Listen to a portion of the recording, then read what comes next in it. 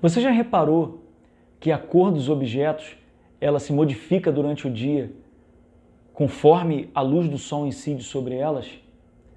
Pois é, um grupo de artistas lá no fim do século XIX, assim como você, também reparou isso. Então, vem comigo que o nosso assunto hoje são os impressionistas. Eu sou Márcio Augusto, professor de arte, e esse é o canal da arte.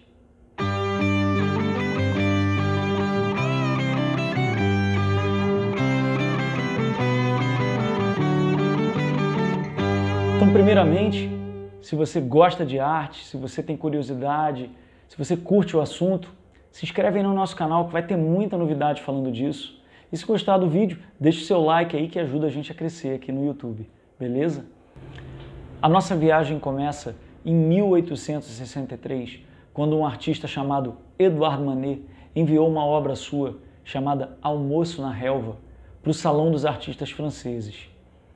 A obra, que era uma obra já polêmica, porque tinha uma nudez, né? Uma mulher nua sentada junto com dois rapazes fazendo uma espécie de um piquenique na relva, ela também tinha elementos que eram muito diferentes do que se utilizava nas escolas de belas artes. A maneira da pincelada era mais despojada, a maneira como a luz entrava pela relva das árvores, e aí isso causou estranheza nos jurados, e eles acabaram recusando aquela obra.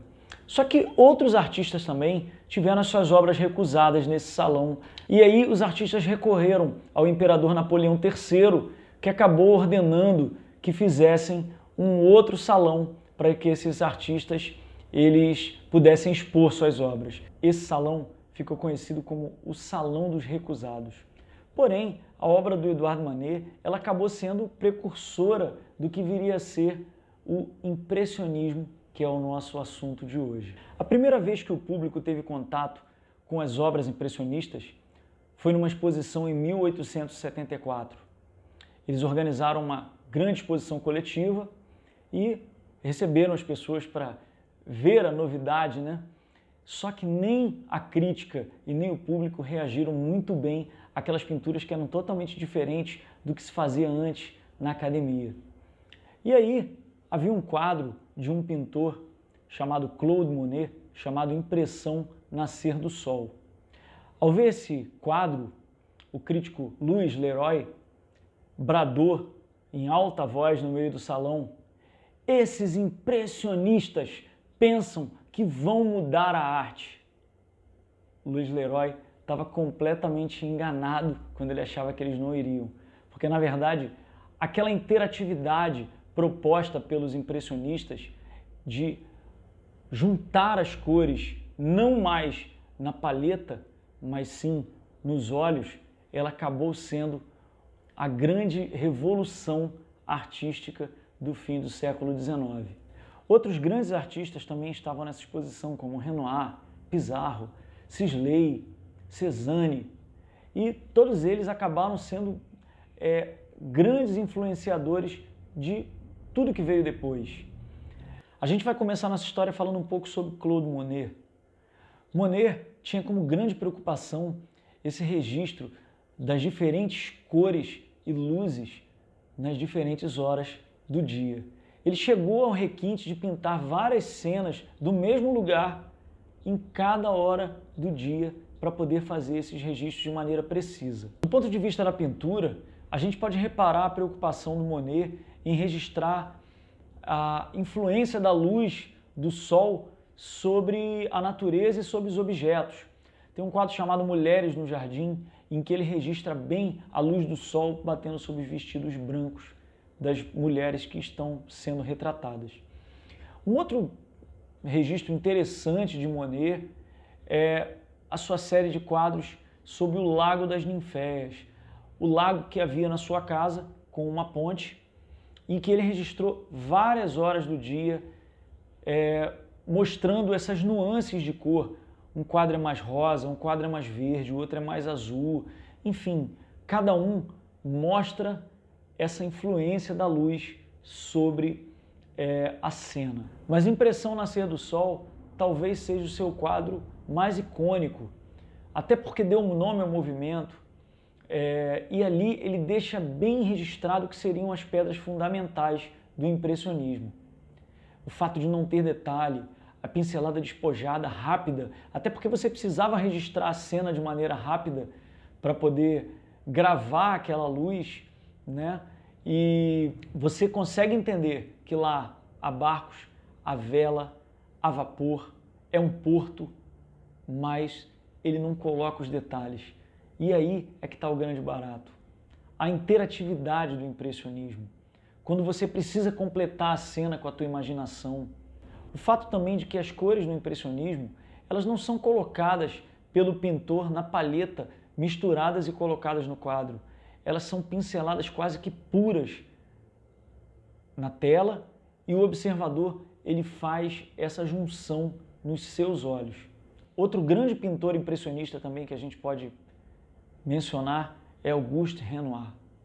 Renoir foi um mestre no registro daquela França do fim do século XIX, da alegria das festas, das pessoas juntas, em áreas livres, e sempre usando a teoria das cores complementares, em que uma cor completava a ideia da outra. Alguns pintores, mesmo tendo feito parte do grupo impressionista, ainda permaneciam um pouco presos à questão acadêmica. Um caso clássico é do pintor Edgar Degas, que mesmo tendo feito parte dos impressionistas, ele ainda pintava ambientes fechados, tinha ainda uma precisão mais cirúrgica na sua pincelada, mas que, claro, deixou o seu legado com quadros incríveis, registros de pessoas, de grupos, né, normalmente em ambientes fechados. O movimento impressionista, diferente de alguns movimentos que viriam depois, como o dadaísmo, por exemplo, não vai ter assim um manifesto que vai dizer, olha, todos os quadros impressionistas têm que ser pintados dessa forma. Ele, na verdade, vai seguir algumas orientações práticas para se chegar a um resultado impressionista no quadro. Algumas dessas orientações são: os quadros não precisam ter linhas nítidas nos desenhos, porque na verdade isso não existe. A linha é uma abstração do ser humano. Se você olhar a tua mão em volta dela não tem uma linha preta igual um desenho animado, né? E os impressionistas tinham percebido isso, que na verdade os desenhos, as pinturas, elas não tinham que ter contorno, elas tinham que ser massa pictórica. Os impressionistas diziam também que as pinturas tinham que registrar as tonalidades de cor que o objeto assumia a receber a luz do sol em determinada hora do dia, porque a luz e as cores da natureza, elas se modificam constantemente no decorrer do dia, né? Então, se você tem uma luz 9 horas da manhã, por exemplo, incidindo sobre uma árvore, aquelas folhas vão ter uma determinada cor, normalmente um verde um pouco mais escuro. E quando você chega meio-dia, que está com aquele sol a pino, aquelas folhas ficam verde claro, quase amarelo. Então, os impressionistas eles conseguiram sacar essa mudança de cor através da observação. As sombras também, elas não podiam ser pretas. Os impressionistas diziam que as sombras elas tinham que ser coloridas, porque na verdade o preto absoluto ele representa a ausência total de luz, o que é muito difícil da gente ter, principalmente na luz do dia.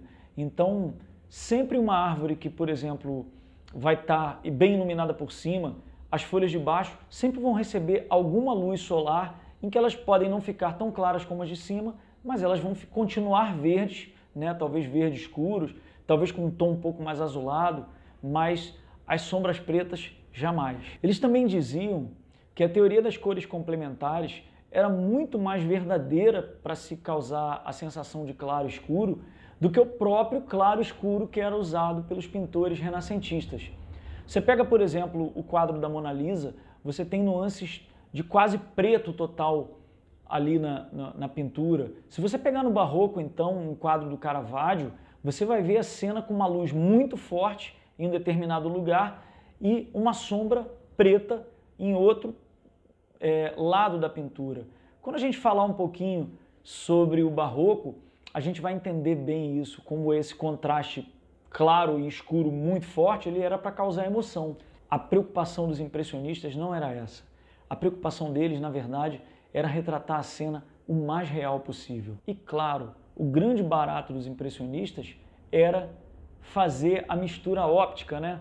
Você não misturar as cores na paleta e misturá-las no olho do observador, como eu já falei.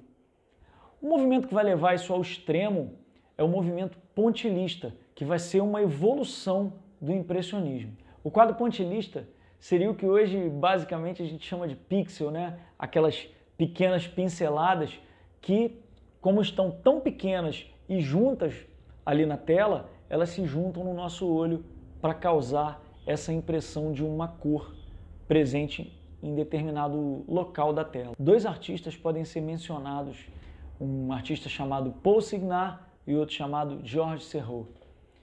Paul Signac, ele, além de impressionista, ele também era um pintor simbolista. Ele começou a pintar não só cenas do mundo real, mas cenas que também tinham um certo misticismo. Isso foi interessante porque a grande verdade é que até então a arte ela se preocupava em retratar a realidade. E a partir do impressionismo, os artistas começam a se libertar da realidade e criar uma nova, justamente através dos seus quadros. Bom, é isso. Espero que você tenha gostado do vídeo e dessa nossa introdução ao impressionismo aqui.